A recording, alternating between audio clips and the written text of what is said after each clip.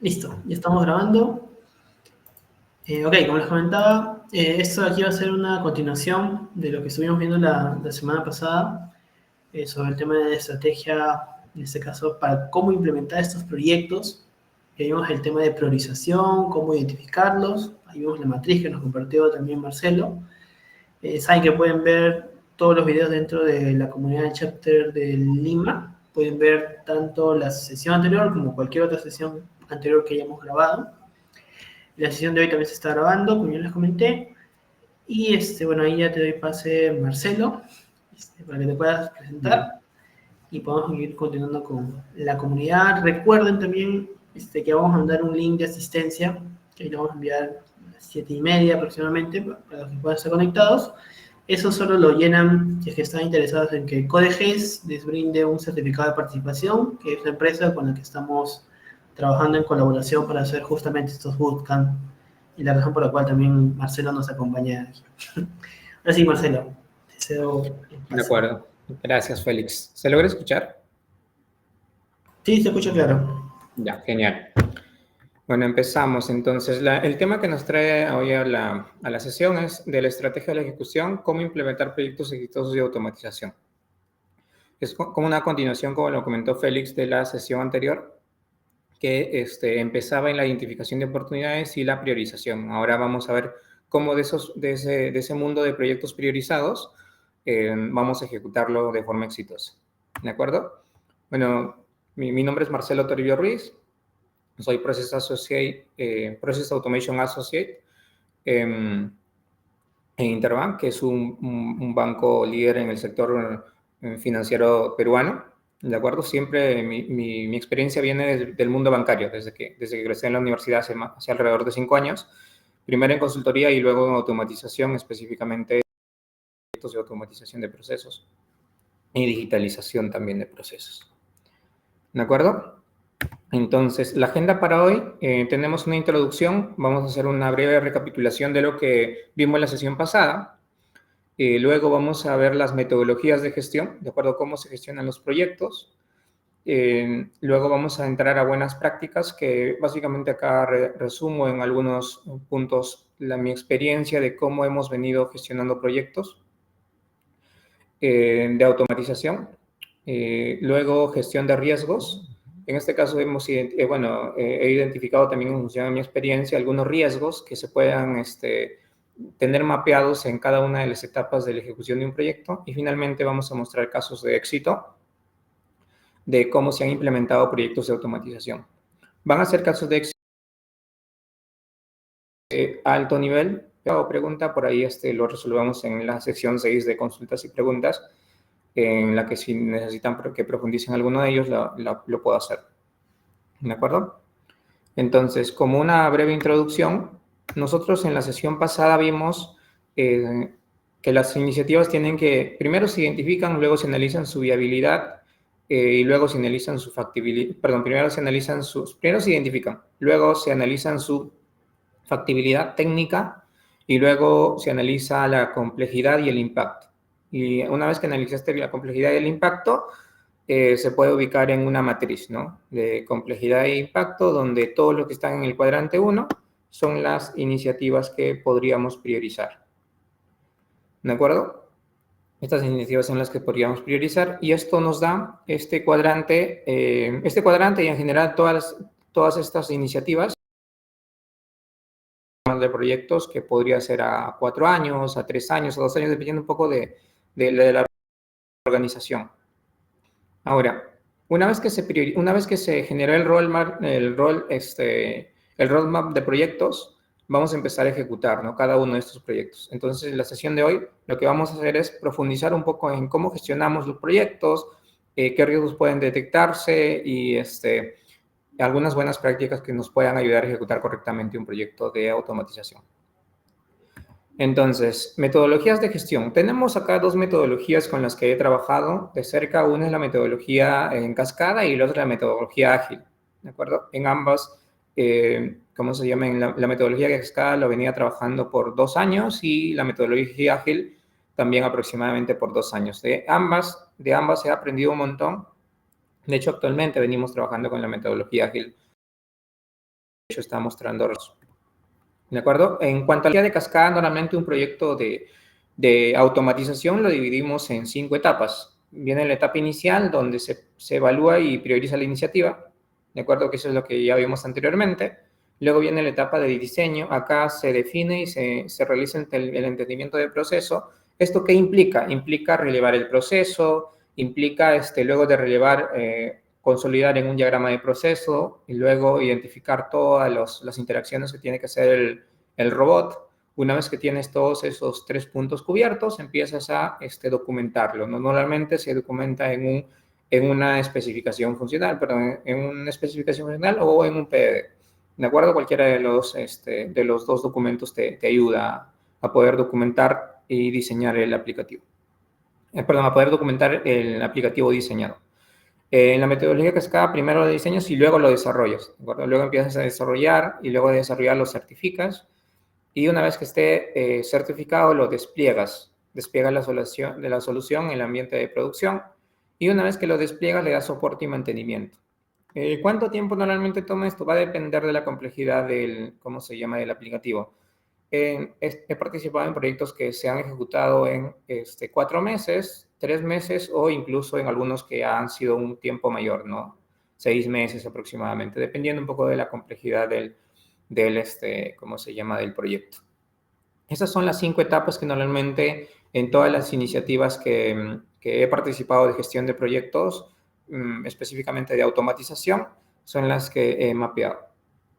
¿De acuerdo? Ahora, así como tenemos la metodología cascada donde primero vas terminando cada una de las fases y vas continuando y así hasta llegar a la última, que es el soporte y mantenimiento, una vez que se despliega la iniciativa, también tenemos la metodología ágil, ¿no? Donde en la metodología ágil lo que haces es diseñar, priorizar el proyecto también y luego empiezas a diseñar. Lo diseñas, lo desarrollas, lo certificas y lo despliegas. Y luego viene el primer, ¿cómo se llama? Como que tu primer entregable, ¿no? Probablemente tú tengas un robot que abarque varias etapas en el proceso. Y primero automatices la etapa inicial y así sucesivamente. Por ejemplo, tú tienes un robot que va a hacer cuadres contables, ¿de acuerdo? Un robot que ejecuta cuadres contables, tiene la primera etapa donde obtienes la data, la segunda etapa donde haces un precuadre, la tercera etapa donde tú empiezas a validar el precuadre y recolectar más información. Esta tercera etapa se realizaría, por ejemplo, de forma manual. Luego viene una cuarta cuando ya realizas el cuadre, una quinta cuando cargas el cuadre a los sistemas y una sexta cuando generas la reportería. ¿De acuerdo? Entonces, la actividad 1 y la actividad 2 lo podrías tener en un solo, ¿cómo se llama?, en una sola ejecución, ¿no? Podría ser tu MVP, porque al primero tú descargaste las bases y luego hiciste un precuadre. Hasta ese punto ya agregaste valor a la organización, ya le ayudaste. Y para que continúe con el cuadre per se, que son la 4, la 5 y la 6, las 3 últimas actividades, lo podrías hacer en un segundo release, ¿no? En un segundo sprint. Dependiendo un poco de la complejidad del aplicativo, podrías ir, ¿cómo se llama?, desplegando y desarrollando, podrías ir dividiendo el proyecto y desplegando por etapas. Existen proyectos que se puedan hacer así, ¿de acuerdo?, por etapas, y existen otros proyectos que no. Por ejemplo, tú no puedes entregar un proceso de desembolso de un crédito a medias, ¿no? El proceso de desembolso de crédito tienes que abordarlo end-to-end. Empieza con obtener la información del cliente, la validación, etc., la evaluación, y luego finaliza con el desembolso. O sea, tú no puedes quedarte solamente en la evaluación porque no genera valor hasta ese punto del proceso, ¿no?, automatizado. Entonces, va a depender de la casuística del proyecto para que tú utilices una metodología o la otra, y también va a depender de los lineamientos de la organización. ¿De acuerdo? Esas son las 2 metodologías que normalmente se utilizan y esas son las etapas. De hecho, por ejemplo, cuando se trata de metodologías ágiles, se define al inicio el alcance, ¿de acuerdo?, para que puedas tener un entregable funcional y que te agregue valor en unas 4 a 6 sprint, cada sprint de 2 semanas aproximadamente. ¿De acuerdo? Entonces, la diferencia es que en este caso, en la primera metodología, tú le entregas el proyecto funcionando y probablemente necesites más controles de cambio para estabilizarlo o en su defecto no está alineado un poco con la expectativa del cliente. En metodología ágil te ayuda a disminuir los controles de cambio, pero también tienes el riesgo de que al momento de implementarlo intenten cambiarte el alcance, porque como vas a estar siempre agregándole incrementales, entonces el cliente o el usuario interno podría intentar ingresar o ampliar su alcance del proyecto. De hecho, me ha pasado en varias oportunidades que intentan ingresar o intentan incrementar el alcance.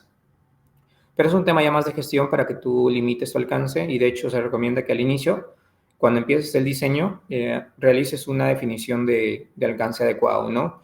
¿Qué herramientas te pueden ayudar para definir un alcance adecuado? Un User Story Mapping, ¿no? Por ejemplo, en este caso para metodología, donde tienes a tus procesos, tus módulos, tus funcionalidades y tus historias de usuario, ¿de acuerdo? Y lo que se hace y lo que no se hace. Entonces, eso te ayuda a tener un alcance inicial bien definido.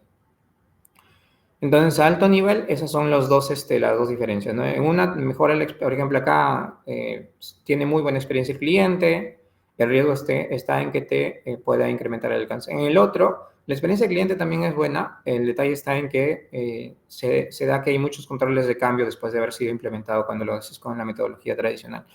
Obviamente es en función de la experiencia, ¿de acuerdo? Puede darse que en otras organizaciones o en otros incluso países te funcione una más que la otra, va a depender un poco de la madurez de la organización y de otros factores externos, tal vez. ¿De acuerdo? Ahora, algunas mejores prácticas que me ayudan a gestionar correctamente este proyecto. Son 7 en realidad, ¿de acuerdo? Y empezamos por la estandarización del proceso antes de automatizar. ¿De acuerdo? Un proceso para que se automatice tiene que estar estandarizado. ¿Qué implica que esté estandarizado? Que el proceso lo hayan utilizado por un periodo de tiempo determinado. Normalmente, por ejemplo, nosotros recomendamos que sea utilizado por unos 6 meses mínimo, porque en 6 meses ya por lo menos ese proceso lo han utilizado, ya tiene todas las casuísticas para que tú puedas mapear adecuadamente. Ahora, estandarizado en algunos casos también al momento de validar, cuando lo estandarizan también lo digitalizan. Por ejemplo, ya está interactuando con software, con otros sistemas, etc. Entonces ya te ayuda, te permite estandarizar, porque ¿qué pasa? Si no está estandarizado el proceso, tú puedes automatizar ¿cómo se llama? Un proceso y lo aceleras. O sea, ponte si actualmente solamente te atienden 8 horas al día y si implementas el robot te atiende 24 horas al día, ¿no? Entonces, si hubo algún error que cuando atiendes 8 horas lo puedes controlar, ya cuando lo atiendes 24 eso se triplica, entonces te puede generar inconvenientes. O si no está estandarizado, por ejemplo, es un proceso nuevo, el detalle viene que se generan bastantes casuísticas que al momento de diseñar tu robot no lo vas a tener mapeado debido a que el proceso es nuevo, todavía recién está empezando a utilizarse, entonces no se han presentado. En el momento de digitalizar e implementar el robot, al momento de implementar el robot se va a empezar a notar ello. Ahora, mapear el proceso end-to-end. En este caso, me ha sucedido en varias ocasiones que cuando estaba empezando a mapear procesos para robots, mapeaba solo lo que se va a automatizar. Por ejemplo, me enviaban a automatizar ¿cómo se llama? La evaluación de créditos. Solo mapeaba la evaluación.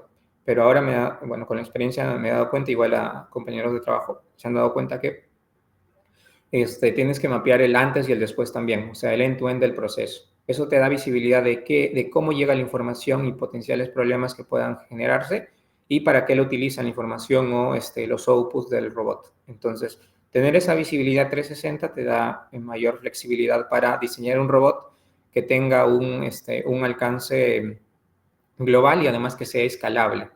¿De acuerdo? Entonces, el mapear el proceso, no solo el proceso que vas a automatizar, sino hacia atrás y hacia adelante también, para que puedas tener claridad sobre los inputs y los outputs y cómo ese proceso encaja dentro de otro, tal vez más global. Como tercera buena práctica es el diseño del RPA de forma modular y escalable. Por ejemplo, si tú diseñas un robot que solamente te atienda 10 desembolsos y solo está limitado para 10 desembolsos, y quieres incrementarlo más adelante, no se convierte en escalable, ¿no? Entonces, tú tienes que diseñar, por ejemplo, si proyectas que dentro de un año se va a duplicar la volumetría y haciendo una estimación a alto nivel al inicio, con un robot estás prácticamente al 90% de su capacidad, Tendrías que diseñarlo al inicio para que puedas ser, ser clonado, tener un robot padre, un robot, o tener ¿cómo se llama? Esta configuración de un robot padre y un robot hijo, ¿no? Para que pueda distribuir la tarea, para que se puedan distribuir las tareas y pueda ser escalable. Ahora, diseñar de forma modular implica que, por ejemplo, en el tema de los cuadros contables, tienes la primera etapa que extrae la información, tienes la segunda etapa que te hace un precuadre. Esos dos módulos tienen que funcionar de forma independiente. Si por A o B el robot se cayó en el segundo módulo, la primera parte de extracción de la información te debe servir para que, o sea, ya debe dejarlo en una ruta output, ¿no? Para que si por A o B el robot se cae al momento de hacer el precuadre, o simplemente se genera un error al momento de hacer un precuadre, ya puedas utilizar por lo menos la información que te extrajo y lo dejó en una ruta. ¿De acuerdo? Eso significa que sea modular. O sea, cada macro tarea entrega un output que le va a servir al usuario y si por A o B se cae, empieza desde ese punto. Por ejemplo, si lo diseñas de forma modular y se cae al momento después de hacer ¿cómo se llama? Después de hacer el cuadre, viene la carga de la base, ¿no? Si lo diseñas de forma modular y después de hacer la carga de la base se cae, ya por lo menos tienes la base del cuadre ejecutada, ¿no? Asumiendo que tú tienes una descarga, una obtención de las bases, un precuadre, una validación del precuadre que es manual, y luego viene el cuadre, y luego viene, ¿cómo se llama? Y luego viene la carga de la base a los sistemas. Entonces, si en esta carga de la base de los sistemas se cae el robot, los otros tres módulos debieron haber funcionado correctamente. ¿De acuerdo? Ahora, establecer entornos de desarrollo, certificación y producción. En este caso, mínimo esos tres, en algunos casos tienen 4, un intermedio entre desarrollo y certificación, pero mínimo se recomienda esos 3. He participado en proyectos donde solamente tenían desarrollo y producción y al final se generaba un inconveniente porque la certificación lo hacían en el ambiente de desarrollo, entonces había inconvenientes. Porque se demoraba, porque habían cruces de información, porque no estaban homologadas, porque no se hacían las pruebas como se deberían hacer. Ahora, definir una estrategia de monitoreo en función al funcionamiento del RPA. Esto ya viene después que, esto viene durante el diseño y después cuando se desarrolla y después del despliegue. ¿De acuerdo? ¿Por qué? Porque actualmente, si tú diseñas un robot, el robot es como una caja negra, ¿no? O sea, el usuario, salvo usuarios expertos, pueden ingresar a modificar el input, el output, perdón, pueden ingresar a modificar el output o ingresar a modificar algunos parámetros, algunas variables parametrizables. Entonces, pero si, por ejemplo, el usuario te solicita que necesita saber si el robot está apagado o no, tendrías que definir una estrategia de en qué momento debe hacer las comunicaciones. Por ejemplo, normalmente cuando diseño un robot, sugiero que se lance comunicaciones al inicio, ¿de acuerdo? Y después, dependiendo de la criticidad del proceso, cada hora. Cada hora normalmente, cada 2 horas, cada 3 horas, o 2 veces, o 3 veces al día, o 2 veces al día, dependiendo un poco de la criticidad del proceso. Entonces, te va generando notificaciones para que te pueda ir avisando, para que le pueda ir avisando al usuario que está trabajando el robot, ¿no? Por ejemplo, un cuadre demora todo un día, pero el usuario no puede esperar todo un día para que sepa si el robot funcionó o no, o si está trabajando o no. Al margen de que se equivoque, o al margen de que se genera algún incidente. Entonces, por ejemplo, a medida que va avanzando, termina el primer módulo, lanza comunicación de extracción de datos, ¿no? Termina el segundo módulo de precuadre, lanza comunicación, y así sucesivamente. Puede hacerlo por módulos. O en el caso, por ejemplo, de desembolsos de créditos, ¿de acuerdo? En el caso de desembolsos de créditos, cada cierto tiempo, ¿no? Porque ahí no puede ser cada vez que se desembolsa un crédito porque sí podrías generarle sobrecarga en su correo, ¿no? Pero sí cada hora.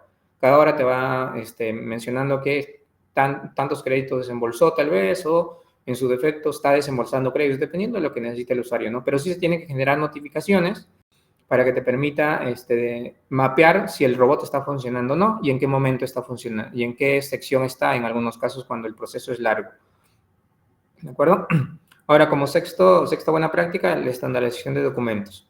Normalmente nosotros manejamos, por ejemplo, en las organizaciones en las que he trabajado, 3 documentos. Uno es la especificación funcional, donde se detalla qué hace y qué no hace el robot. Lo otro es el manual de usuario, ¿de acuerdo? Un manual de usuario donde te detalla Para el equipo de soporte y mantenimiento, o sea, qué variables tiene, dónde están las variables, etc. O sea, es como un manual a nivel funcional. Uy. Lo otro es... ¿Tú piensas que sea problema de la máquina? Que yo tenga que... No. Ahí, Félix, ¿me ayudas? Ya está. Ya, ok, gracias. Entonces tienes el manual de usuario, luego tienes el manual técnico. El manual técnico va más relacionado a qué tecnologías está, o sea, ya un poco más para la persona que va a hacer la modificación de algún sistema interno, de algún flujo interno. O sea, va mucho más en detalle, es mucho más técnico, valga la redundancia, que una especificación funcional, ¿no? Porque en la especificación funcional es a nivel funcional cómo se debe implementar el aplicativo y qué lógicas debe implementarse. El técnico no, el técnico es más cómo se conecta, código, etc. ¿De acuerdo? Ahora, finalmente, como buena práctica 7 es el monitoreo de la captura de valor. Y acá también me ha sucedido cuando estaba empezando a desarrollar proyectos de automatización, que implementaba, o sea, no se medía al inicio, se implementaba el robot, se generaba una mejora, pero como no se tenía un baseline, una línea base al inicio, no se podía medir cuánto valor generaba, entonces se estimaba, ¿no? En este caso, tener un monitoreo de la captura de valor desde el inicio te ayuda a tener esa claridad. Por ejemplo, si tú actualmente tienes una tarea manual que demanda de 3 personas que te ejecuten una tarea y implementando el robot, vas a definirlo tal vez solamente quedarían 2 personas ejecutando esa actividad. Entonces esa tercera persona va a realizar otras actividades, ¿no? Que generen valor o en su defecto liberas capacidad para que atienda más operaciones, pero solamente que se centre en actividades que realmente generen valor para la organización. Entonces, ese ahorro de una persona o de un FTE te ayuda a tener un baseline al inicio, ¿no? Luego que lo implementas, el robot, luego desarrollas, implementas, empiezas a ver si realmente se ahorró esas 8 horas. ¿De acuerdo? Porque 8 horas por día aproximadamente, ¿no?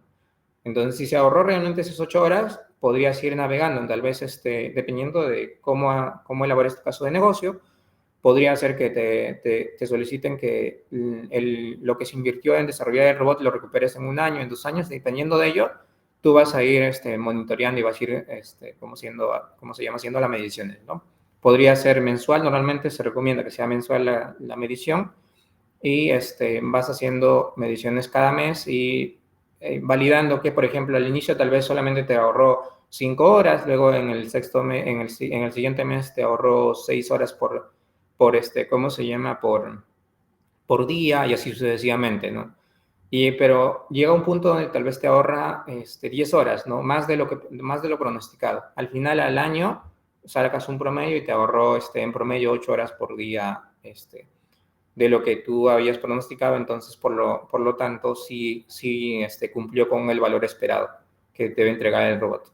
Bueno, esto es importante porque al final toda organización necesita sustentar, o sea, tienes que sustentar tu proyecto para que puedas implementar más robots, para que puedas crecer la planta de automatización, etc. Entonces, la única forma de hacer ese monitoreo o de generar un incremento en el número ¿cómo se llama?, de robot, es con el apoyo de gerencia, y la gerencia normalmente lo que busca es valor, ¿no? O sea, cuánto realmente te impactó, incremente las ventas, ahorre costos, mejore la experiencia de cliente, pero eso tangibilizado en dinero, justo lo que vimos en la sesión anterior.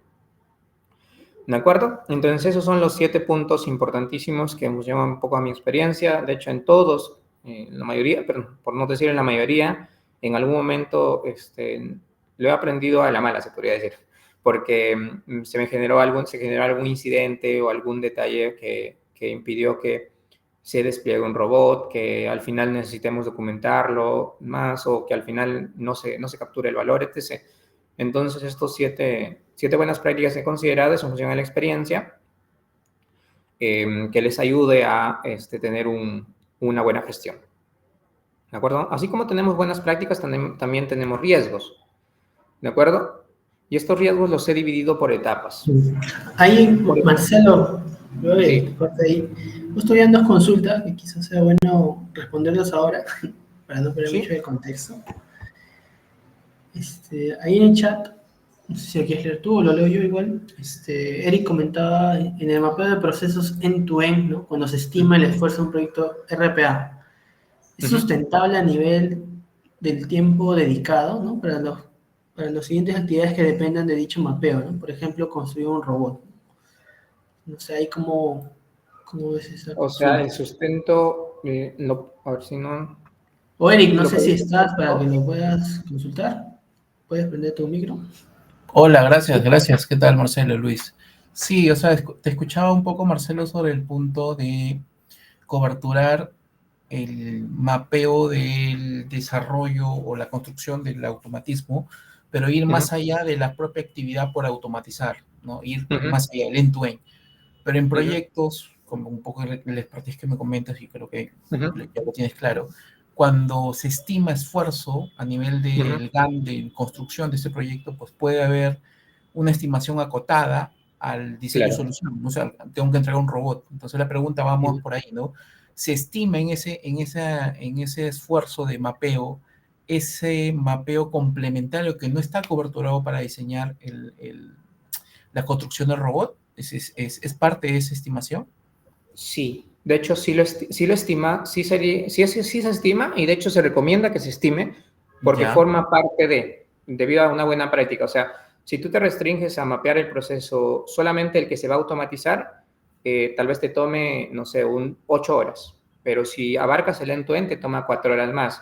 Esas 4 horas más se podría decir abordadas durante el diseño, o sea, durante el mapeo del proceso te va a ahorrar un montón de problemas después cuando ya implementes, por ejemplo, en controles de cambio, porque ya lo vas a tener mapeado al inicio, potenciales errores, por ejemplo, en algunos casos necesitan reportería para después, ¿no? Entonces ya, ok, ya está funcionando el robot, pero yo necesito sacar reportería. Entonces, hay una serie de actividades antes y después que van a ser, o sea, que utilizan el robot, sobre todo en reportería, yo diría. O sea, en algunos casos necesitan reportería después de haber sido implementado el robot, pero te das cuenta una vez que el robot ya está en producción. Dicen, no, necesitamos tal reporte y tú solamente generaste un reporte de trazabilidad o general y en realidad necesitan 2, 3 reportes adicionales. Y por ahí que nuevamente tienes que hacer un control de cambios. Entonces, a la larga, si se centra, o sea, si utilizas tiempo regular al momento de hacer un diseño, eso se va a ver reflejado en disminución de controles de cambio. O sea, en el global, en el proyecto global, te ayuda. Uh-huh. ok. O sea, Y esos son uno de tendría los que indicadores que tú recomiendas para sustentar, digamos, tener ese contexto de ampliación al momento de mapear sí, el proceso en tu. Ok, disminución de controles de cambio sería un indicador clave ahí. Disminución de controles de ok. cambio, porque si tienes un end-to-end al inicio bien mapeado, te va a ayudar a tener claridad. Ahora, también podrías tener otro indicador de la reducción del tiempo en el desarrollo.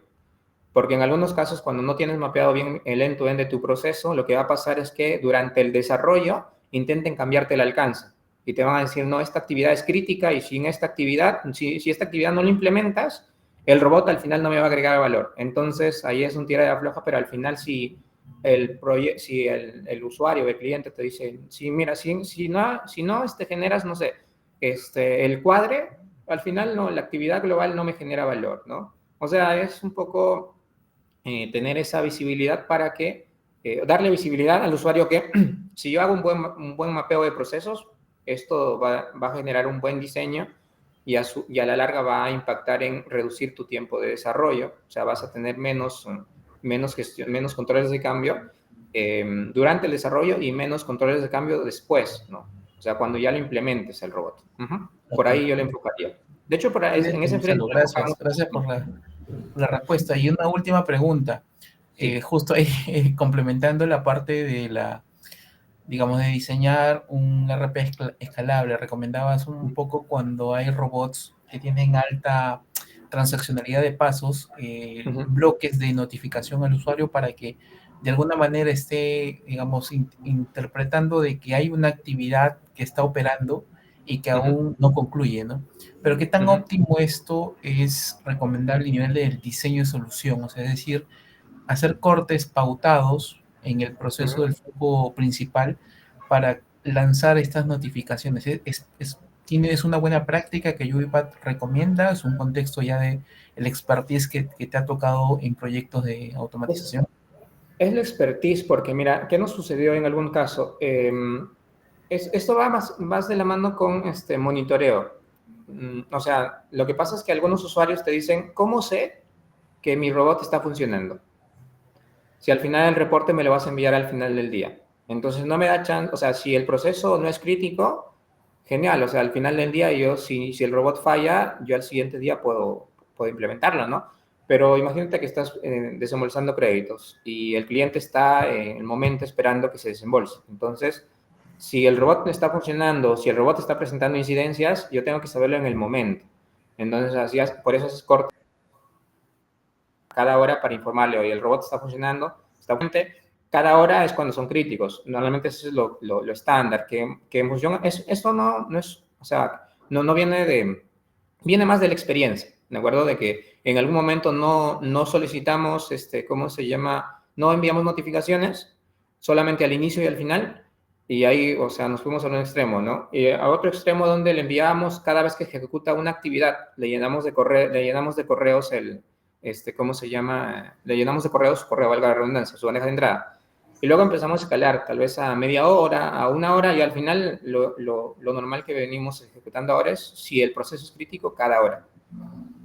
Si es mediana, o sea, si oye, tienes capacidad de reaccionar, tal vez si el robot falla, de acuerdo, por la mañana, y tú tienes capacidad de reaccionar por la tarde y no te afecta, entonces solamente 3 veces al día. Pero va bastante de la mano del monitoreo. Ahora, ¿te puede afectar en la escalabilidad? De momento no hemos tenido, o sea, en los proyectos en los que he participado no tenemos ahí problemas con la escalabilidad porque es una aplicación que no le toma mucho, le toma algunos segundos al robot. A menos que sean millones de registros, ahí sí ya sería analizar el caso especial, pero normalmente cuando se ejecuta cada hora la notificación, no, es más a los usuarios que cuando sus procesos son críticos les ayuda un montón y les da tranquilidad también, porque luego dicen, oye, sí, efectivamente, el robot me informa que está avanzando. Y como para el usuario es una caja negra el robot, entonces ya se queda tranquilo, ¿no? Cada hora está avanzando, está avanzando. Y si por ahora no le llega la notificación, entonces él levanta la mano, ¿no? Y va con el equipo de soporte y mantenimiento y dice, oye, ¿por qué está pasando? ¿Qué está pasando? Entonces, en ese momento activa su plan de contingencia para que pueda continuar y evitar evitar que el proceso que no se vuelva, ¿cómo le dicen esto? Que el proceso se detenga, se podría decir. Buenazo, Marcelo. Muchas Ahí gracias. continuamos y ya al final también habrá un espacio para algunas preguntas adicionales. Ya, genial. Continuamos entonces. Gestión de riesgos. Vamos a mapear riesgos por etapas, ¿de acuerdo? Por ejemplo, en el diseño, en el desarrollo, en la implementación y en el soporte y mantenimiento.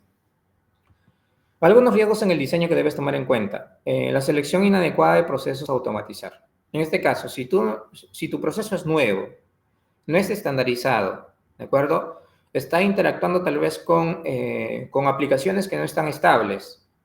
O sea, tu proceso ya más o menos lo ves que si incluso manualmente tiene problemas, si tú lo automatizas, esos problemas se van a multiplicar. Entonces, es un análisis previo, ¿no? Y ahí viene el análisis de factibilidad, perdón, de complejidad de tu aplicativo. Ahí en el análisis de complejidad, ahí es donde tienes que tener un buen diagnóstico para que no selecciones inadecuadamente el proceso.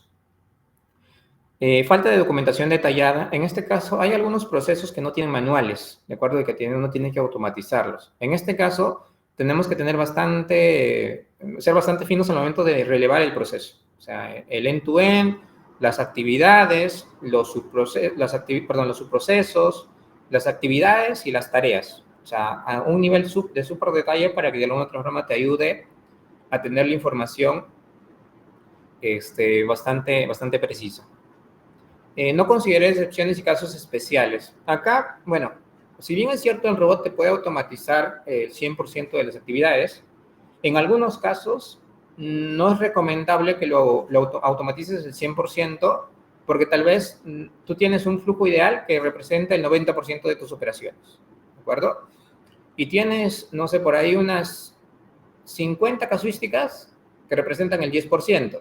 Y de esas 50 casuísticas, tal vez 1 o 2 se ejecutan 1 o 2 veces al año, se realizan 1 o 2 veces al año ya. Esas 1-2 que se realizan 1 o 2 veces al año, lo recomendable es que tenerlo mapeado y al momento de setear las expectativas con el usuario, sugerirle que se pueda ir por una, ¿cómo se llama? Por un proceso manual, tal vez, porque automatizar excepciones a veces te genera muchos errores en el proceso ideal, porque tú quieres solucionar el 90%, pero al intentar automatizar las excepciones, va a complicar tanto tu proceso que al final se puede caer tu robot. Entonces, este 10% tienes que mapearlo bien, analizarlo bien, caso por caso, y ver si realmente esas excepciones son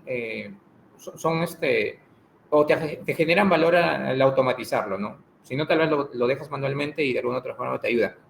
Ahora, lo que sí no debe pasar es que no lo mapees, ¿de acuerdo? O si no, en tu robot tendrías que incluso diseñar una sección donde, ¿qué pasa si no tienes, o sea, si tienes caso 1, caso 2, caso 3, situación ideal, y si tienes casos distintos, el caso 1, 2, 3 o 4, ya que siga por un proceso manual, ¿de acuerdo? Directo a un proceso manual, para que todas las casuísticas que no mapeaste en ese momento, porque se te puede pasar al momento de hacer el relevamiento, que no es lo ideal, tenga una salida, porque si no le dices qué hace el robot, se va a caer, o se va a detener.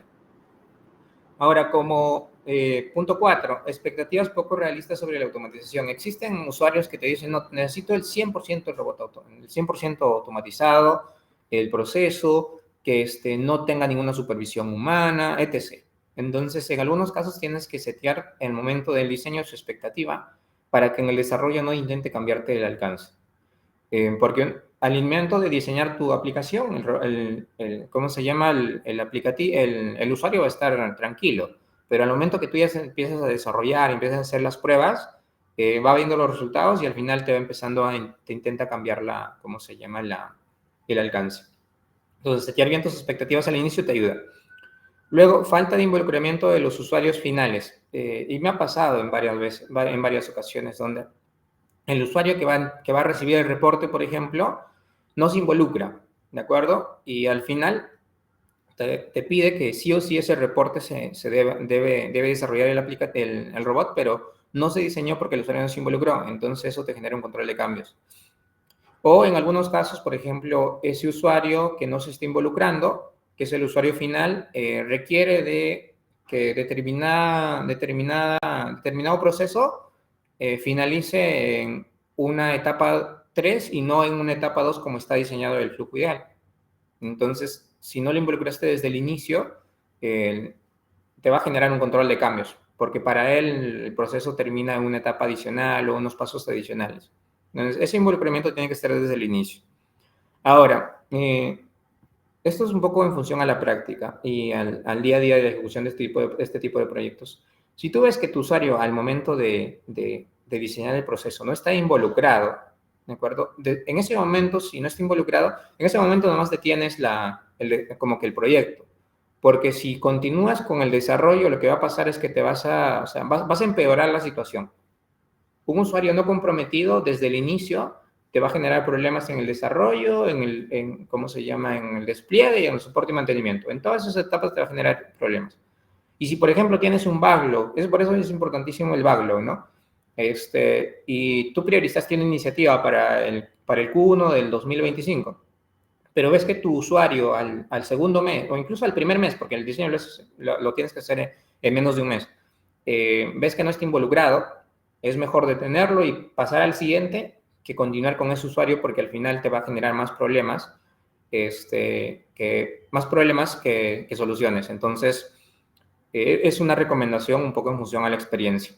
Y de hecho, he pasado por una situación donde el usuario no estaba comprometido al inicio, y continué con el desarrollo, el soporte y mantenimiento, la implementación, el soporte y mantenimiento, y al final el robot tuvo que apagarse. ¿Por qué? Porque no estaba alineado con lo que él deseaba y como no se involucró, entonces generaba un control de cambios bastante frecuente y eso generó que el presupuesto que se tenía para ese robot empiece a incrementarse. Y llega un punto donde ya no es sostenible, ¿no? Entonces se pasó a pagar. Eso es un poco en función al diseño. Luego tienes el desarrollo. En el desarrollo tienes que, si tienes deficiencias en el manejo de errores y excepciones, el proceso como tal va a caerse en cualquier momento. Entonces, acá la recomendación o una forma de cómo tú puedes manejarlo es que las excepciones o errores lo manejes como módulos independientes, ¿de acuerdo? O sea, al momento de diseñarlo, diseñas tu flujo ideal y las excepciones, los errores que se puedan generar, lo manejas como flujos independientes, para que de esa forma, si por A o B se generó un error, un incidente en una excepción, ese incidente lo registra y pasa a la siguiente solicitud, ¿no? Por ejemplo, supongamos que va a realizar transferencias. Con una transferencia tuvo un problema, cierra esa transferencia y continúa con la siguiente, y así sucesivamente. O sea, cada transferencia lo trata de forma individual y como un módulo independiente. ¿De acuerdo? Ahora, en la falta de experiencia del equipo de desarrollo, en este caso, cuando recién estaba empezando también, esto va de la mano más de la complejidad del aplicativo, ¿de acuerdo? Que vas a diseñar. Por ejemplo, un aplicativo de cuadre contable es súper complejo, porque implica un montón de lógicas, implica conocimiento previo de qué puede y qué no puede hacer en los robots. Pero, por ejemplo, si quieres, no sé, un robot para que te extraiga, para que descargue bases de un sistema, solamente que lo extraiga nada más y lo deje en un repositorio, eso es más fácil, ¿no? O sea, a diferencia de un cuadre contable. Entonces, para el caso de cuadre contable, el que tu equipo no tenga experiencia te va a generar un montón de problemas al momento de querer implementar un desarrollo. De hecho, en algún momento me sucedió cuando estaba realizando un proyecto de este tipo de cuadres, tuvieron que cambiar al desarrollador por un desarrollador un poco más senior porque el que nos habían asignado estaba aprendiendo, ¿no? Y naturalmente el proyecto era complejo. Igual a él le asignaron un proyecto de menor complejidad para que pueda continuar con el desarrollo. Pero es importante tener mapeado ello. O sea, el expertise del desarrollador va de la mano con la complejidad del proyecto. Dificultades en la integración con sistemas internos y externos. ¿Ya? En este caso, ¿cómo se llama? Este riesgo lo tienes que mapear, o sea, se da en el desarrollo, pero tienes que en el diseño tener mapeado ello. ¿De acuerdo? O sea, ¿con qué aplicativo se va a conectar? ¿Estos aplicativos son estables? ¿Estos aplicativos son de la organización o estos aplicativos son externos? Porque si son de la organización, tienes por lo menos cierta flexibilidad y tienes un histórico de cuántas veces cambió. Pero si son externos, en cualquier momento ese aplicativo cambia y tu robot que se conectó a ese aplicativo externo se cae, ¿no? Es por eso que es importante que, por ejemplo, la parte de la interacción con el aplicativo externo lo diseñes como un módulo independiente de todo lo que es internamente en tu organización. Por ejemplo, en nuestro caso, tenemos que consultar algunos aplicativos para obtener información del mercado, información básicamente general, ¿no? Por ejemplo, de alguna ciudad, de algún país, de algún departamento, etc. En este caso nos conectamos a aplicativos externos. Esos aplicativos externos están como que primero procesas la información, luego validas y luego generas una base y finalmente te conectas a un aplicativo externo para que extraiga la información y cruces y al final te salga una base final. Esta última parte de conectarte a un aplicativo externo y extraer información lo puedes generar con un módulo independiente de tal forma que si por A o B se cae en esa parte, igual te entrega el reporte que ya extrajo. ¿De acuerdo? Y así puedas generar valor hasta ese punto y ese reporte ya puede utilizarlo el usuario. Eso es por el lado de el riesgo 4. El riesgo 5 del frente de desarrollo, usar ineficientemente los recursos de infraestructura. En este caso, hay aplicativos que son core de la organización, ¿de acuerdo? Y como son core, te soporta cierta capacidad. Por ejemplo, si tú tienes que un aplicativo está a su 95% de capacidad y lo implementas un robot, probablemente el robot lo sobreexija y se caiga y te afecta todos los otros sistemas que están conectados a este aplicativo. Entonces, tienes que hacerlo eficiente. Por ahí conecto con las notificaciones, por ejemplo. Si no necesitas enviar notificaciones cada media hora o cada hora, no lo coloques, ¿no? Porque eso implica un mayor esfuerzo para el robot.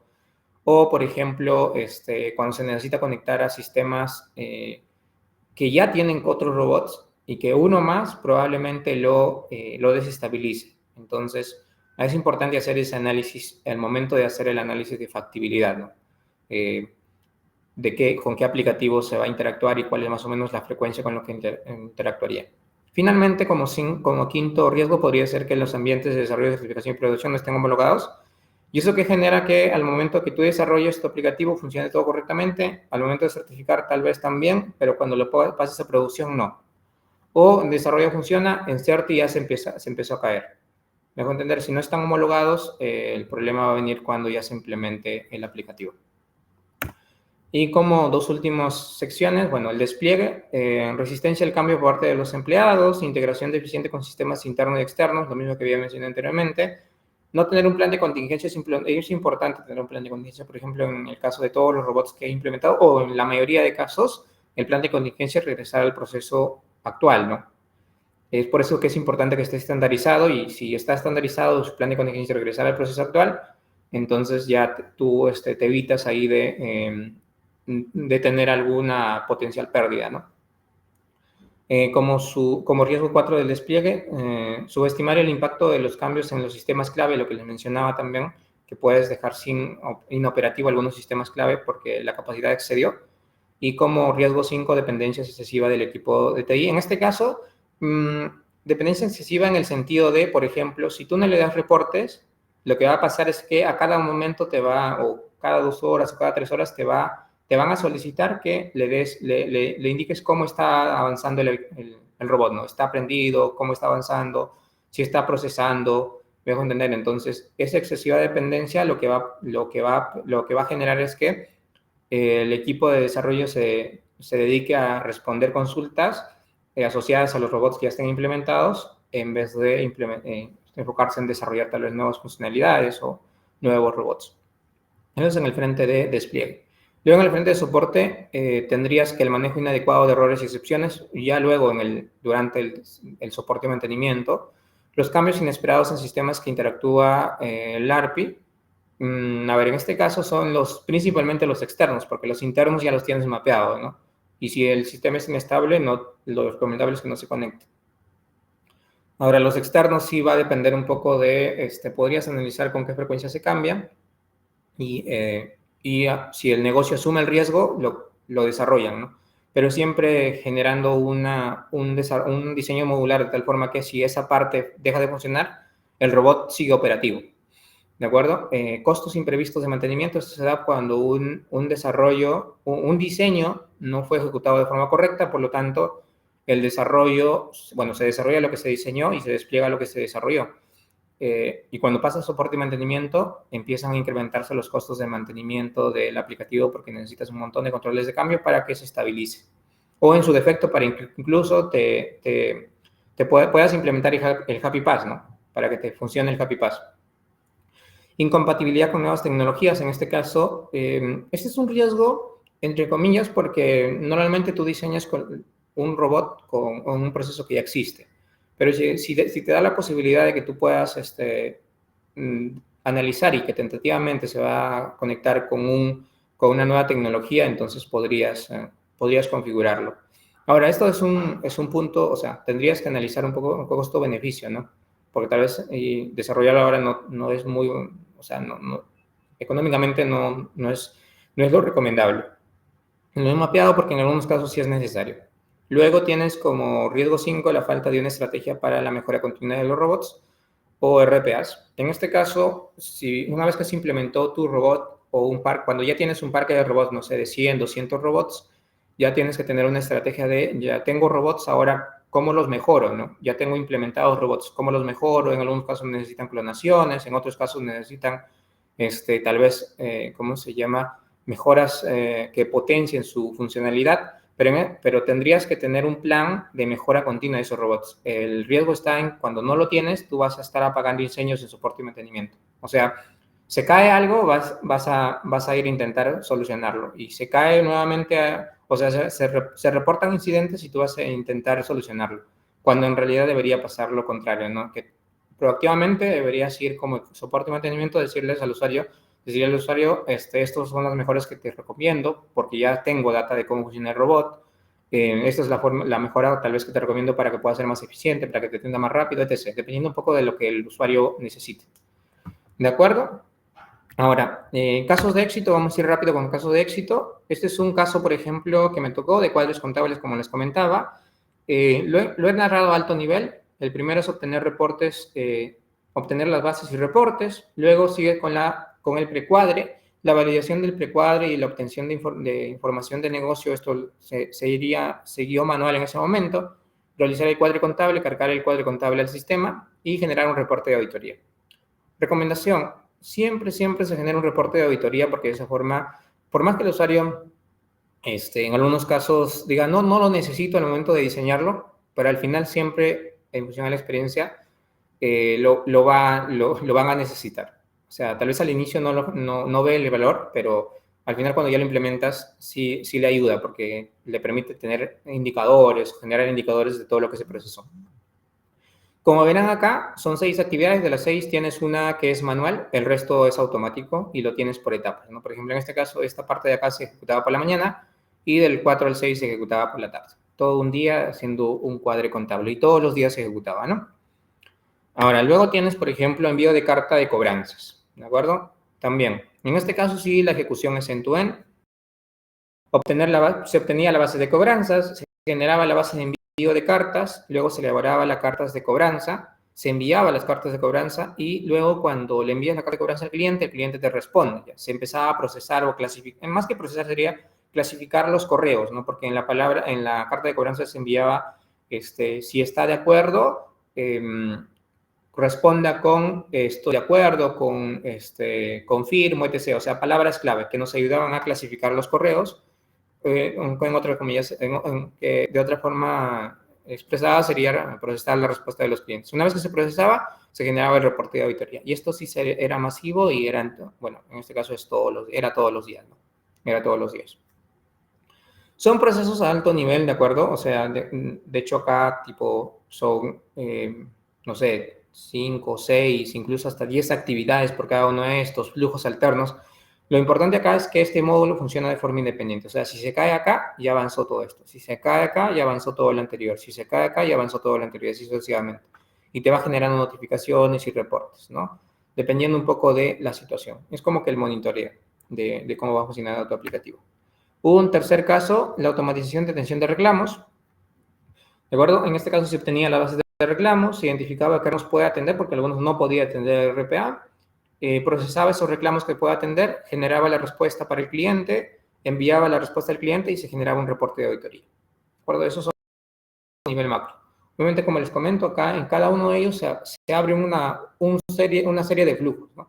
Acá se tiene mapeado cada una de las etapas macro, y cada una de esas etapas macro son modos de rollo, que funcionan de forma independiente, que cada uno se conecta al siguiente, pero si se cae en cualquier momento en alguna de estas secciones, ya te genera una notificación, o por ahí puedes tener alguna. Y como último caso de éxito tenemos la automatización de creación de cuentas. Este es un caso pequeñito. Se obtenía la base de clientes, se validaban los datos del cliente, se creaban las cuentas, se comunicaba la creación de cuentas y se generaba el reporte de auditoría. Como ven, en todo se genera el reporte de auditoría. ¿De acuerdo? Entonces, esos son los casos de éxito. Eso sería lo que tengo. Entonces, en resumen, ¿qué tenemos? Primero tienes que tener una adecuada priorización, ¿de acuerdo? Esa priorización te va a llevar a definir qué proyecto vas a implementar, y en función a qué proyecto vas a implementar, puedes utilizar una metodología o la otra, la cascada o la ágil, dependiendo de la complejidad del aplicativo, dependiendo de qué te recomienda la organización, dependiendo de múltiples factores que ya va a depender un poco de cómo definas. Ambas funcionan, ¿de acuerdo? Ambas funcionan. Una tiene ventajas en algunos frentes y otra en otros. Entonces, por ahí que ambas sí te dan buenos resultados. Y luego tomar en cuenta algunas buenas prácticas que les comenté, los riesgos que hemos mapeado y le hemos explicado en detalle, y finalmente hay algunos casos de éxito que les ayuden a, a tener un overview de los proyectos que se pueden ejecutar. De hecho, como les comentaba, son procesos a alto nivel, ¿no? Obviamente, cuando ya se diseña el aplicativo, se empieza a profundizar en cada una de esas etapas para que puedas entregar una solución mucho más robusta, ¿no? Eso sería. Si por ahí tienen alguna duda o consulta, Vale, buenazo, Marcelo. Más bien, antes de entrar a las consultas, voy a compartir mi pantalla un minutito. Si me das, Sí, dejas de compartir pantalla. Yo comparto. ok.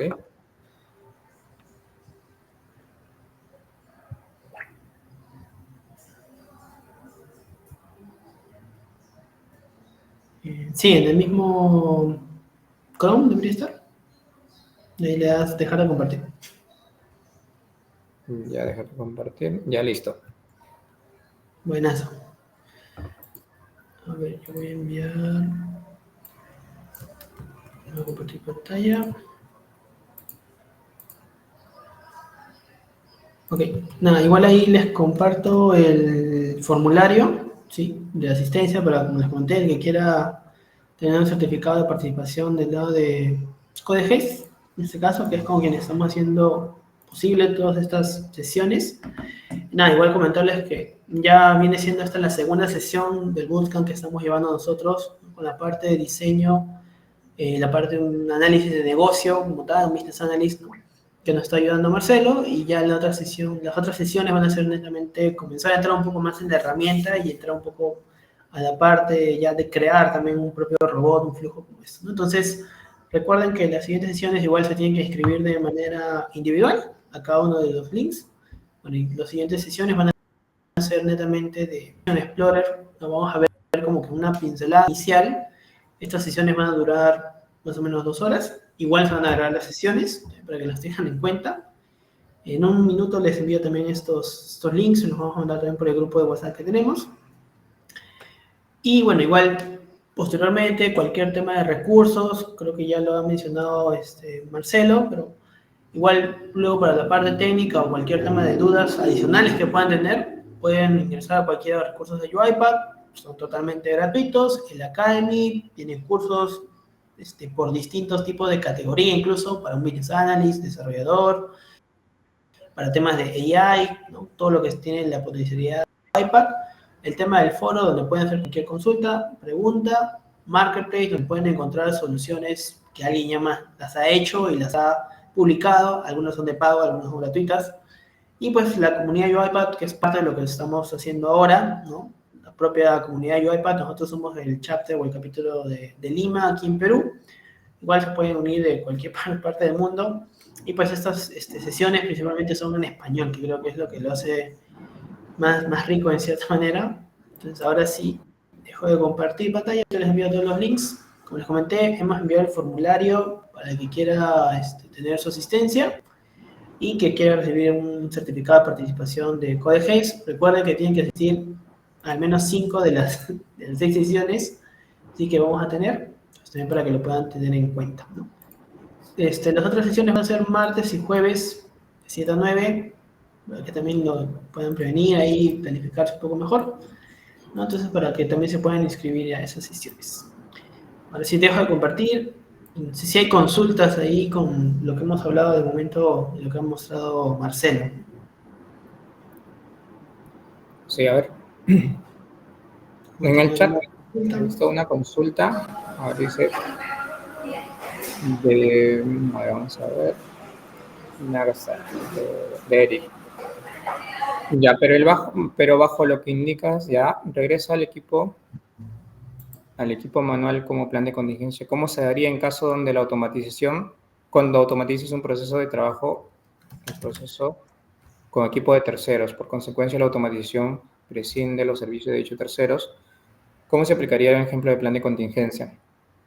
Ya. Mira, en este caso me sucedió, bueno, tuve una situación donde tuvimos que automatizar un proceso que estaba tercerizado, pero la tercerización lo ejecutaban cinco personas, alrededor de 5 personas. Entonces lo que hicimos fue implementarlo. Todas esas capacidades tuvieron que trasladarse a un equipo interno, y o sea, todo el conocimiento, todo el know-how del equipo tercero se trasladó al equipo interno, y el equipo interno tenía, ¿cómo se llama?, el know-how para que pueda implementar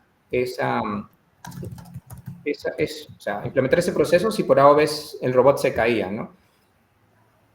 Pero eso fue una experiencia que tuve. Luego, en otro caso, si solamente eran dos usuarios, pero en este caso sí o sea, se disminuyó, ya no necesita, ya no, ¿cómo se llama? Ya no seguían con dos, mantuvieron a un usuario tercero, pero le asignaron, aparte de las actividades que estaban, más actividades.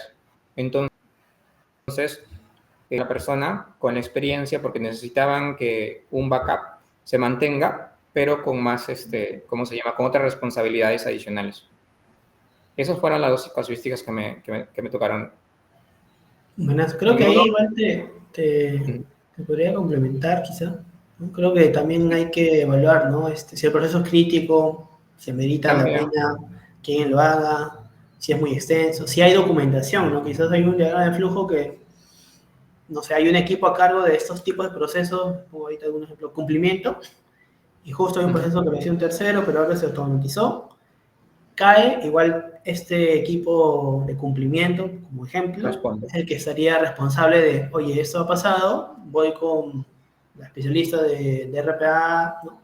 Para también ver cómo se soluciona y que ellos también puedan tener know-how de cómo se hace el proceso manualmente, ¿no? Que ese es un tema también que, justo lo que hablabas, ¿no? El tema de documentación.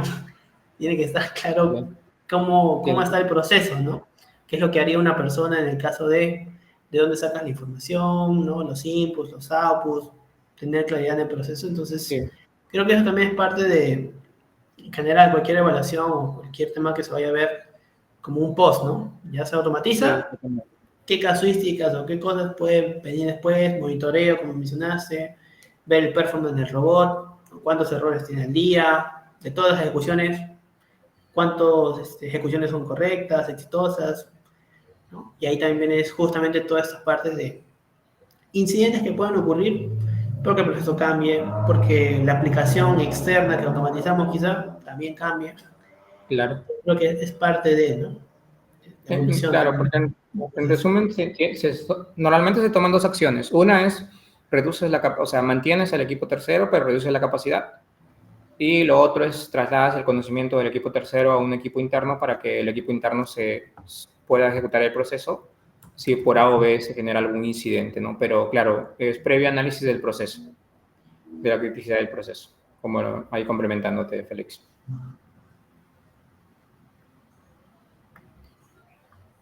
Bueno, esa sería la pregunta. La otra ya la hemos respondido. No sé si por ahí queda alguna consulta adicional.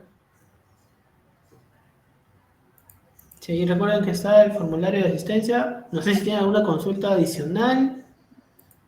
Aprovechando que aquí está Marcelo.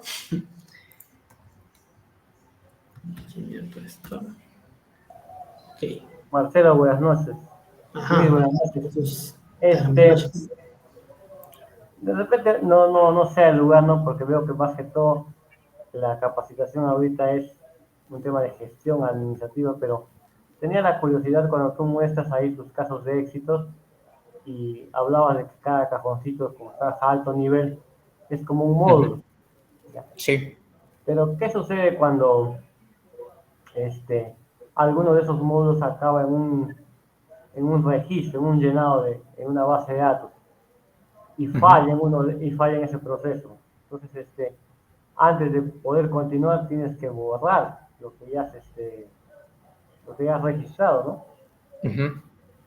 O sea, en este caso tú podrías tener o sea, si vas registrando, por ejemplo, tienes una base y tienes que pasar la información de una base A a una base B. Y de pronto estás en la mitad y se te cayó el robot, o sea, se apagó por X razones, un incidente. En este caso tienes que ir guardando toda la información en variables para que puedas identificar en dónde se quedó y poderlo retomar.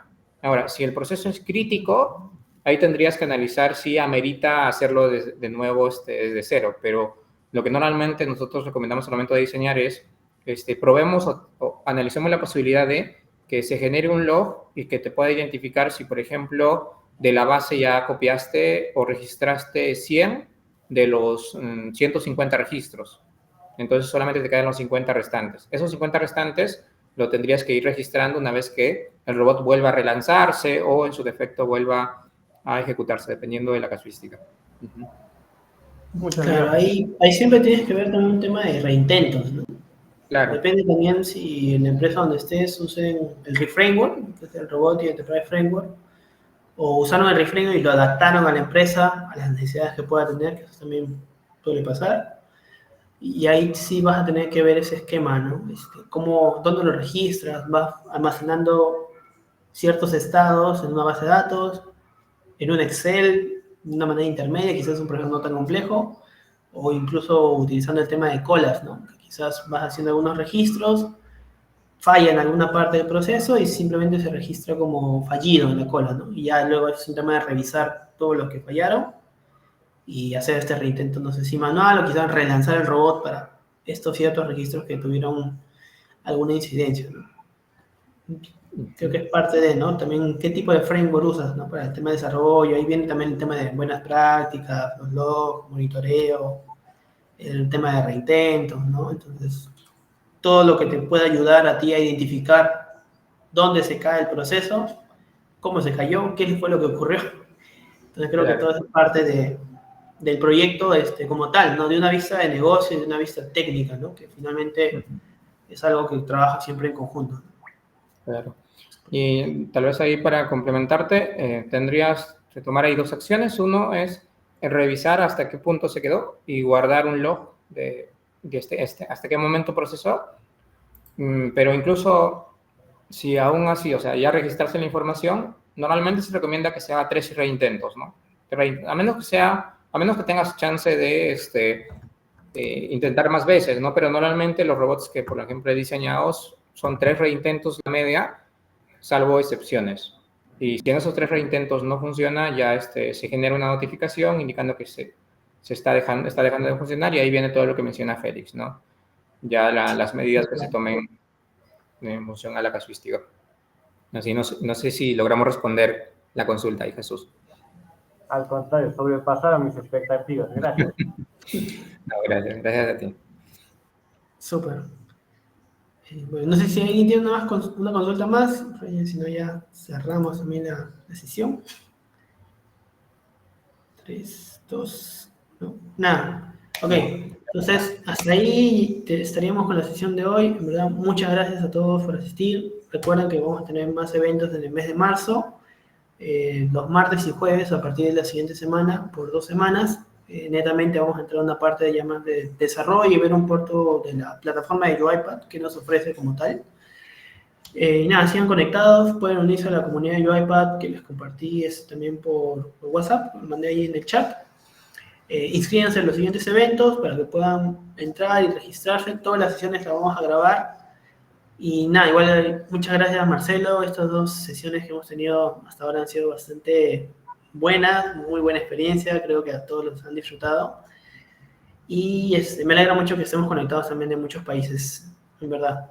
Creo que hay Cuba, México, Perú, Colombia, Costa Rica. Venimos de todos lados, impulsando, creo, la tecnología de UiPath en la región, ¿no? Todo lo que es la TAM. Así que, muchísimas gracias. Hasta la siguiente. Hasta la siguiente. Gracias.